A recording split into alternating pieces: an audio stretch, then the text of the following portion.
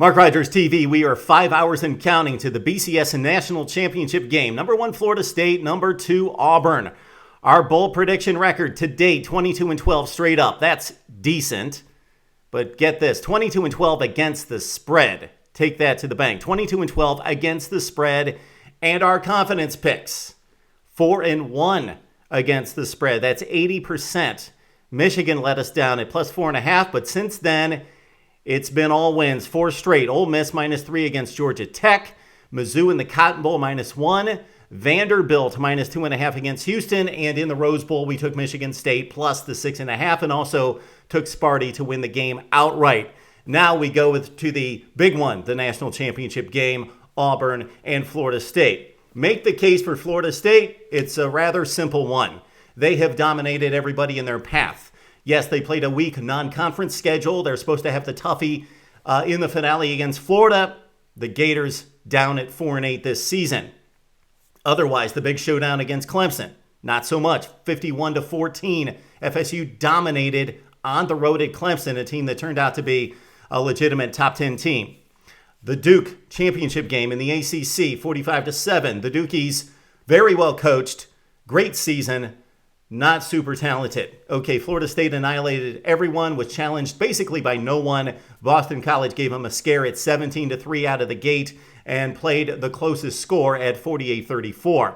So the case for Florida State, they crush everyone. They are loaded with NFL talent. Jimbo Fisher has been building this program to this point. We have seen top 5 after top 5 after top 5 recruiting classes brought in by Jimbo, and we've been waiting for this team to break through. Yeah, they won a BCS bowl game last year in the ACC championship, lost a couple games that they should not have lost, especially one in particular in 2012. They lost an NFL quarterback who's starting for the Buffalo Bills, E.J. Manuel, and they replace him with a better quarterback this season in Jameis Winston. Okay, Florida State is loaded across the board, and they really don't seemingly have any weaknesses, at least against marginal competition. They can throw it, they can run it with the best in the country. They can defend the run, they can defend the pass with the best in the country. Their special teams are rock solid. They also have NFL players all over the place.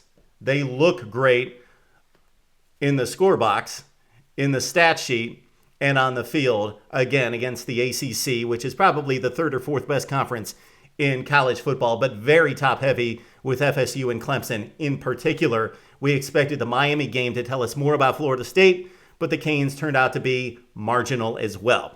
The case for Florida State is that they're loaded with talent, and they are playing and hitting on all cylinders. Make the case for Auburn. Destiny? I'm not going to make that case because I really can't track destiny. What I can look at is a football team that was 0-8 in the SEC, and I've called this the most dramatic turnaround in the history of college football. If you've got a better one for me, please serve it up. 0-8 in the SEC to the national championship game the next season. The Auburn rush game is phenomenal. Even when it wasn't ranked number 1 in the country, it was the best because you've got to consider the stats against the competition, against the best competition in the country, running the ball down people's throats with that triple option attack that has so many elements to it and is executed so well. They can run it against everyone. I didn't think, being a one-dimensional or seemingly one-dimensional football team, that they could run it against Bama. I thought it was a nice story at midseason. Wow, Auburn's turned it around. They're a factor again. They'll win 8, 9, 10 games and get to a decent bowl game. But hey, they can't compete with Bama and may trip up against Georgia because they can't throw the ball. And teams run against them. And they got a smallish secondary. The flaws are there. Unlike Florida State, we can see the flaws with Auburn. Again, the running game really took over and took it to Bama, almost 300 yards rushing. Then in the SEC championship game, one of the more startling stats of the season, 554 yards rushing against a Mizzou team that, if you track the season totals against this defense, and we're talking about NFL defensive ends, we're talking about a front seven that's just about as good as anybody in the country. 554 yards against a team that was not giving up yardage to Johnny Manziel on the ground, against a South Carolina strong running game, against anybody that could run the ball in the SEC. Mizzou was basically holding them down to about 100 to 150 yards. And then Auburn, 554 on the ground. All right. Auburn, yes, they're not a passing team. Nick Marshall looks uncomfortable throwing the football at times. At midseason, again, I watched this team specifically against Tennessee and Arkansas at that point and said, nice story, getting much better. Gus Malzahn, coach of the year. But hey, Georgia's coming, Bama's coming, and even past that, an SEC championship game's coming, and they can't throw the ball. It was a lot of slip screens, a lot of bubble screens, can't throw it past the line of scrimmage. But Nick Marshall against Georgia showed us something. Against Bama when he had to, showed us something. Still not among the elite passers, and we would expect him to do more and need to do more through the air in this game. So the knocks against Auburn. Number one, not a great passing team. One-dimensional somewhat on offense.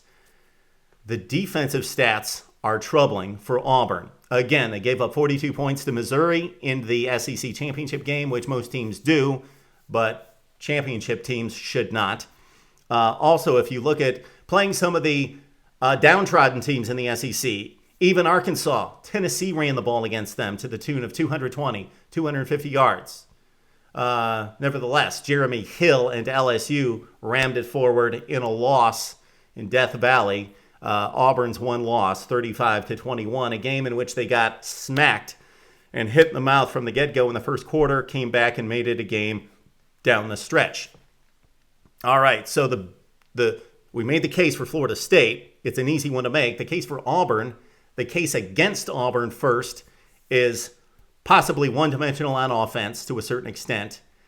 Smallish in the secondary against Rashad Green and against Travis Benjamin, and that size and speed, big guys with that can high point the football, NFL-type receivers like Auburn saw in the SEC championship game and had issues with the Missouri receivers. These guys are just as good for Florida State. So problems in the secondary with depth and size, can't throw the football on offense, and also get hit with a running game against the likes of Tennessee and Arkansas, and also LSU, of course. What's going to happen against Devonta Freeman and Carl Williams and company with the Florida State Seminoles? Okay. Also, Auburn's run the football down everybody's throats, but nobody's had a month, 5 weeks, 6 weeks to prepare for them. Florida State has. They've got the athletes to defend it, but they also can defend it and have seen it for 4, 5, 6 weeks. An advantage that they have that no other team has had in preparing for this Auburn offense. That said, look through the history of the BCS National Championship game. We have seen teams that looked unbeatable. We saw Miami in 2002. They got smacked in the mouth against Ohio State. There's going to be a theme here, and this is what it's going to be. The teams that are battle-tested, that played in a premier conference, that played top teams all season long, week in, week out, showed up and got hit with adversity, and they responded. The teams that coasted through marginal conferences had difficulty. Again, let's start in 2002 with Miami and Ohio State. The Buckeyes played in the Big Ten, of course, and the Big Ten at the time was not the Big Ten of 2013. The Big Ten of 2002 was extremely strong, possibly the best in the country. Michigan, Penn State, Iowa, Wisconsin. Very strong at the time. Ohio State was battle-tested, hit Miami in the mouth, was ready to play 4 quarters. Miami, maybe not so much. Okay. USC and Texas, another 7-8 point favorite, and USC coasted. Matt Leinart was used to a beautiful pocket surrounding him each and every throw and delivering the football, stepping up into the pocket. He saw premier athletes at Texas. We saw what happened there. Texas pulled off the upset. Then those battle-tested SEC teams, starting with a Florida run in 2006. The Gators never looked impressive. But you know what? Even against marginal teams in the SEC, they were tested. South Carolina, they escaped. Ole Miss, they escaped. And in the SEC title game against a 4-loss Arkansas team, they escaped. And then they smacked Ohio State around. 2007, LSU, did they belong in the championship game? They lost 2 games. But again, made it through the SEC, battle-tested week in, week out. And then the dominant Alabama teams, Auburn in 2010, you get the message. You get the theme here. I like Auburn to pull off the upset, and I certainly love 10.5 points in this game. Give me the 10.5. We take Auburn with a confidence pick and also the Tigers to win the football game. Auburn 41, Florida State 38. Pile on, let me know what I missed, and would love to hear your pick right here on Mark Rogers TV.